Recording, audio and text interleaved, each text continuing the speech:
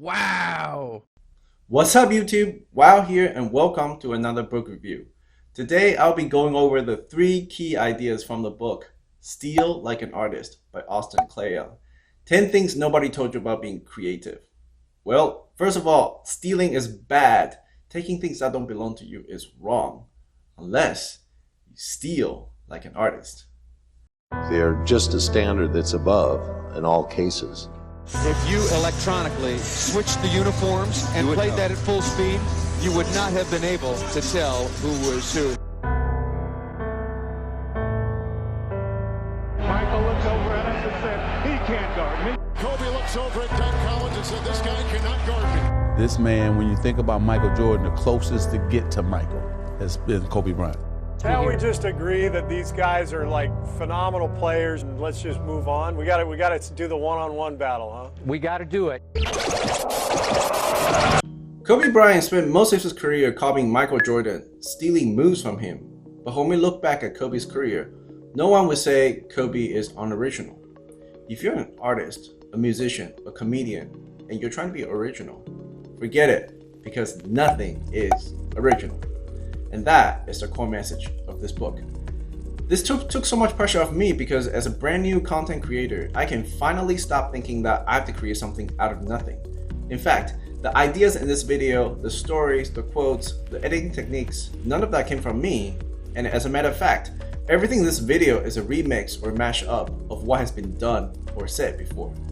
Viewing creativity in such a way is so liberating because I no longer have to tell myself, I must come up with the next great idea, the next great quote, or the next great whatever. At the end of the day, creativity is all about looking for an interesting remix.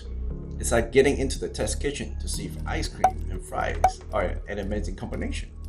When you first start, the secret is to find your inspiration and start copying all his moves. And then find your inspiration's inspiration. And then find your inspiration's inspiration and start copying all their moves. Kobe was inspired by MJ, and MJ was inspired by Larry Bird, Magic Johnson, and Dr. J, and each of them is inspired by many others. This becomes Kobe's creative lineage. There isn't a move that's a new move. I've stolen all these great moves from all these great players, says Kobe. The funny thing is, if you copy from just one person, people will call you a copycat. But if you copy from many, people will call you original.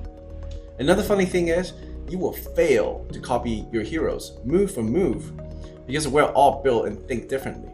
But that's where the beauty lies. It's in the midst of failing to copy your heroes that we discover our own creative style and our own originality.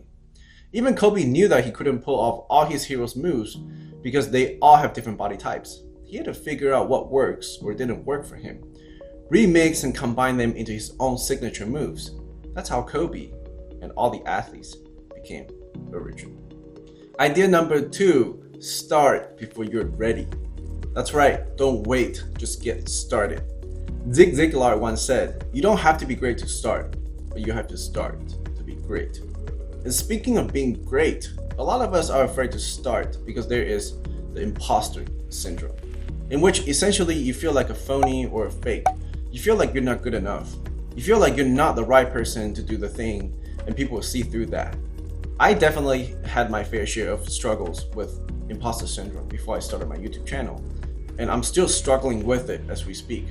Sometimes I feel like, why would people come to my channel to watch my content? I'm not successful, I'm not an expert in any field, and everything I talked about here is not new. And I certainly still have my numerous bad habits, even though I read the book Atomic Habits like 3 times and have put out a video series on it. But over time, what really helped me to overcome imposter syndrome is that I realized I'm not here to teach my audience anything. I'm just somebody who loves to make videos and share my experience of what I read. Austin Kleon says, it's in the act of making things and doing work that we figure out who we are. That's so true. Because for me, it's only during the process of creating and producing videos that I began to slowly discover my own style and my personality on camera. Whatever you want to do, the best place to start is always by emulating and copying your heroes. The people you admire, the people you're inspired by, and the people you wish to be. And don't just copy from one hero, you copy from many. There's a funny quote in the book that says, if you copy from one person, it's plagiarism. But if you copy from many, it's research.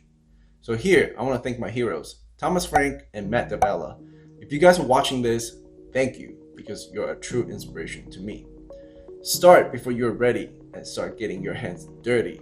That is the only way to figure out who you truly are. Now, on to the third and final idea for today's video. Go deeper. So, there's a huge difference between copying and plagiarism. Plagiarism is trying to pass off someone else's work as your own, whereas copying is about reverse engineering. For example, copying is like a mechanic taking a car apart to see how it works.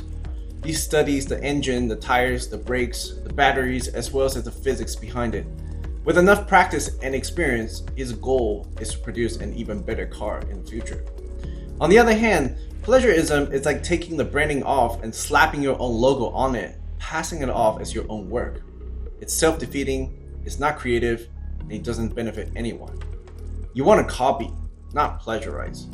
Even the Beatles started their career as a cover band copying Elvis Presley and Little Richard before they started writing their own songs. The reason to copy your heroes is so that you might somehow get into the minds of these greats. You don't want to just steal the style, you want to also steal the thinking behind the style. You don't want to just look or sound like your heroes, you want to also see and understand like your heroes. It's all about embracing all that influence by creating work on top of what came before you. I want you to rip off everyone you've met. Combine it with your own ideas and your thoughts, transform it into something completely new, and then put it out into the world so we can steal from you. And that's how you steal like an artist. I hope you enjoyed the review. Please subscribe and leave a comment below. Thank you for watching Words of Wisdom. Peace out.